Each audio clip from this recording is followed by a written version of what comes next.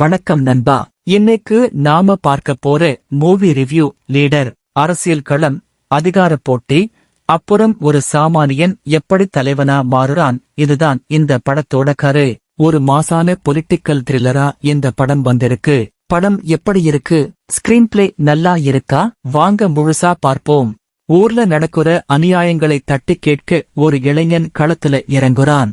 ஆனா அவனுக்கு எதிரா இருக்கிறது மிகப்பெரிய அரசியல் சக்திகள்.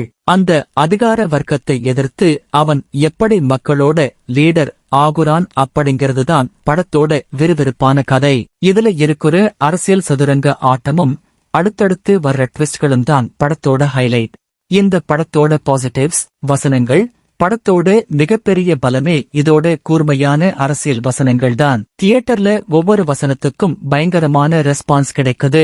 நடிப்பு, ஹீரோவோட அந்த கம்பீரமான தோற்றமும் அழுத்தமான நடிப்பும் ஒரு உண்மையான தலைவனை பார்க்கிற மாதிரியே இருக்கு.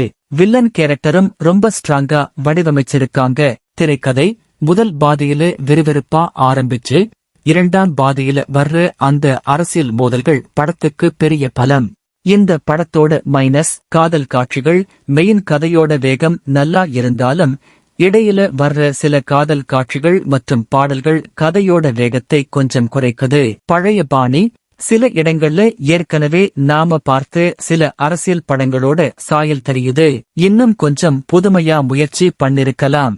மொத்தத்துல லீடர் ஒரு பக்கா பொலிட்டிக்கல் ஆக்ஷன் த்ரில்லர். சமூகத்தின் மேல அக்கறை இருக்கிறவங்களுக்கும் மாஸ் படங்களை விரும்புறவங்களுக்கும் இது ஒரு நல்ல விருந்து. தாராளமா தியேட்டர்ல போய் பார்க்கலாம். இந்த படத்துக்கு நாங்க கொடுக்கும் ரேட்டிங்ஸ் 5க்கு 3.25. இந்த ரிவ்யூ உங்களுக்கு பிடிச்சிருந்தா லைக் பண்ணுங்க. நீங்க ஒரு தலைவனா யாரை பார்க்க விரும்புறீங்கன்னு கமெண்ட்ல சொல்லுங்க. அடுத்த வீடியோல சந்திப்போம். மறக்காம நம்ம சேனலை சப்ஸ்கிரைப் பண்ணிடுங்க. நன்றி.